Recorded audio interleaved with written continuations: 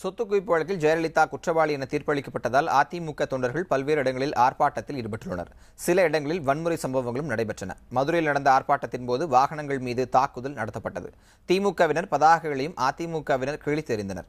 கடலூரில் திமுக அலுவலகத்தை தாக்கிய அதிமுகவினர் அங்கு வைக்கப்பட்டிருந்த பதாகைகளை கிழித்து எறிந்தனர்.